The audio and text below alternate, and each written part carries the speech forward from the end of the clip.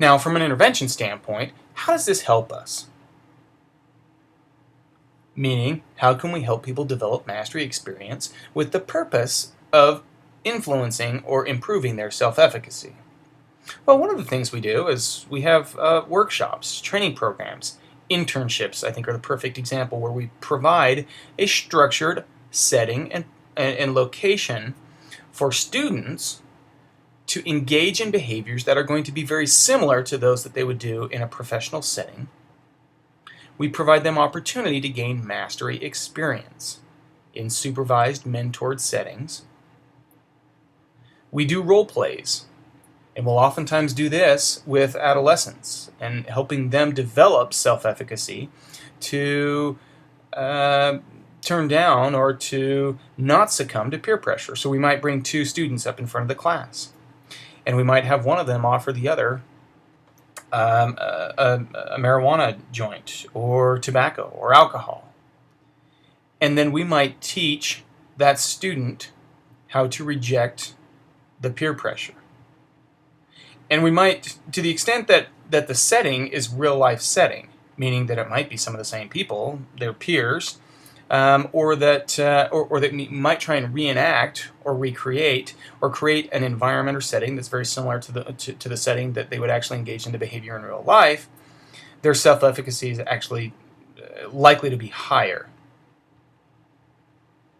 And it's a good idea to have varying degrees of difficulty. So, for example, we don't want to give people the most difficult experience in a role-play setting or in an internship, even if it would be very similar to what they would engage in real life. If it's too difficult for them to engage in successfully, then that's actually just going to hurt their self-efficacy.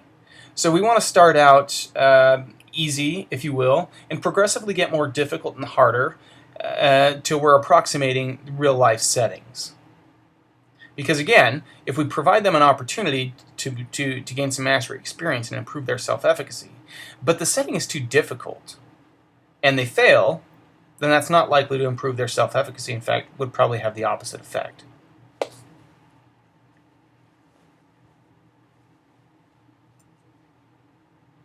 Now, let me share with you just a brief experience that happened to my wife over the last year. So some of her friends had approached her and asked her to be part of, and this was during the holidays, part of a maintain, not gain program. And these are fairly popular, where friends will get together and they'll say, hey, over the holidays, meaning the time period from Thanksgiving to Christmas, let's all agree to exercise and eat healthy. And the person that gains the least amount of weight, or actually loses weight, will win the competition. And sometimes they'll put in prizes or perhaps money or something to incentivize people to participate. Now, one of my wife's friends, and so I had kind of monitored these things. They set up a blog, and everybody posted their or updated their diet related behaviors and physical activities. So if they had exercised, for example, they would put that on this calendar, and oftentimes they would comment about what was going on in their life related to these two behaviors. So one of her friends I had kind of watched, even though all of these people lived in different parts of the country, I had been watching her posts. And I was struck by what appeared to me to be a change or a shift in her self-efficacy over time. So from the time period before Thanksgiving in November through December, and now the date here that you'll see is January 7th, 2011. And here's what she wrote on January 7th, 2011. Exactly 1 year ago today, I started a health challenge with several friends, and it was, without a doubt, one of the top decisions I made all year, because everything that followed made me more aware of my health and made me fully realize that my choice to be a healthy person was up to me and me alone. I'm feeling like a different person. I started this year excited to take my exercise and eating habits up a notch. Instead of trying to figure out how to do them at all, today I felt incredibly grateful for the past year and incredibly excited for my upcoming year. One thing I learned about myself is that I am capable of hard things if I prepare for them. Now this is a demonstration of high self-efficacy. Now, it probably is the result of her engaging in these behaviors and being successful at them, something, again, that we would call mastery experience. Here's another example related to breastfeeding. Now, breastfeeding is, you might be surprised to learn, is a behavior that is not performed at very high rates, even in places like the United States, where we know and have very good evidence to suggest that breastfeeding is not just a good behavior for the baby, but also for the mother. Here are factors that are related to breastfeeding: age, marital status. Age, of course, makes sense. Typically, women that are just a little bit older are probably more stable and have employment. They're either not working because they're financially supported by somebody else, which would be a favorable condition for breastfeeding, or they're a little bit older and probably represents more stability, and they have a job that would allow them to breastfeed. Marital status, oftentimes, very frequently, the perspective or opinions of the spouse, of the husband, about breastfeeding is very predictive of breastfeeding. So if your husband supports breastfeeding and thinks it's an important behavior, you are likely to engage in the behavior. Intended duration. So if you plan on breastfeeding, for example, for 6 months or for 1 year, your resolve would be considered to be much stronger, and you'd be more likely to engage in breastfeeding, as opposed to someone who says, well, I think I'll try it out for a week or two. And lastly, self-efficacy. Now, where would self-efficacy come from? Well, perhaps you have seen other people breastfeed, maybe your mother, something that we're going to talk about in just a second when we talk about vicarious experiences or vicarious learning. Maybe you've seen a neighbor or a friend. Maybe you have engaged in behaviors that are similar, if not breastfeeding, general child care, as we discussed previously. Now, keep this in mind. People cannot be fooled by empty praise and condescending encouragement. They may have to accept artificial bolstering of their self-esteem or self-efficacy in lieu of something better, but what I call their accruing ego identity gains real strength only from wholehearted and consistent recognition and real accomplishment. That is, achievement that has meaning in their culture. So this is a word of warning that you can't just try and bolster people's self-efficacy by giving them a false sense of success or hope. I mean, you really need to structure environments and settings where people can be successful, genuinely be successful, and that they can recognize those outcomes as being important, not just to them, but to the community at large. Now, vicarious experience. What is vicarious experience, and how does it influence self-efficacy? Well, as members of this church, we're very familiar with the concept, or at least the term, vicarious. And we oftentimes talk about it in terms of vicarious work, meaning that we do something for others that they cannot do for themselves. Now, this is an idea that we're going to learn more about when we talk about social cognitive theory, again from Albert Bandura.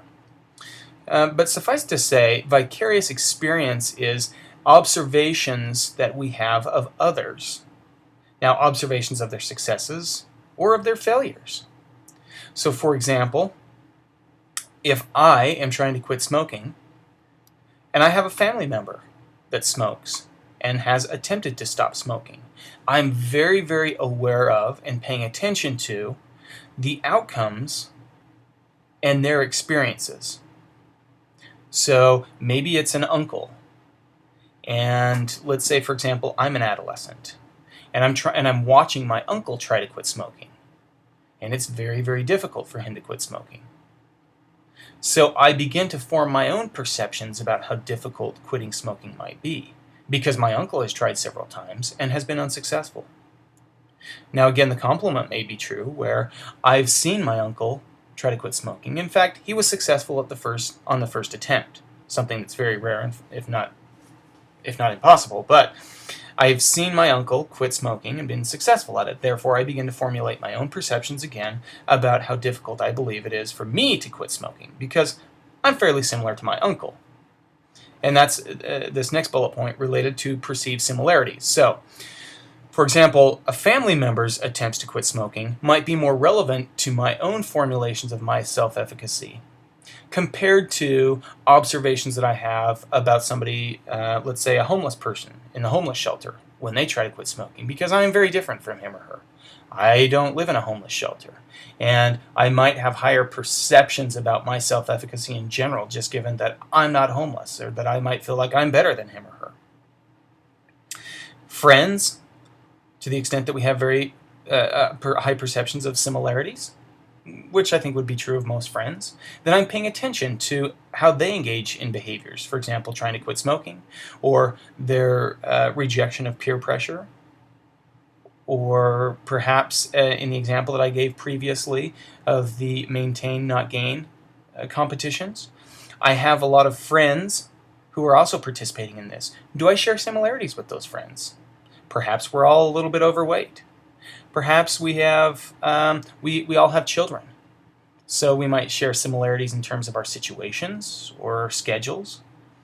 Perhaps we live in the same places, or perhaps we're all in the same financial situations. To the extent that we have high perceptions of our similarities, we're going to be more influenced by their behaviors when we're paying attention to them through our vicarious experience.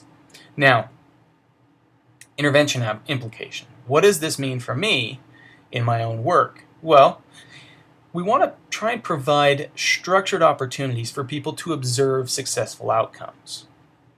Now, if we can't actually structure an opportunity for people to observe the process, we might bring in people who have been successful at, say, for example, quitting smoking or starting to exercise. So we might take into a school someone who has smoked and show how bad the outcome could be. Now that has some implications we're going to discuss later on in the semester in terms of its efficiency and whether or not it's a good idea, but we might, and this is very common, that people who have been successful at changing their behaviors related to diet and physical activity, they tell stories about it. They write books about it. They create television programs and exercise programs and so on and so forth. And so to the extent that we can provide those examples of people who have been successful, we are influencing vicarious experience or their ability to observe others and be successful at it, which we believe improves or increases self-efficacy.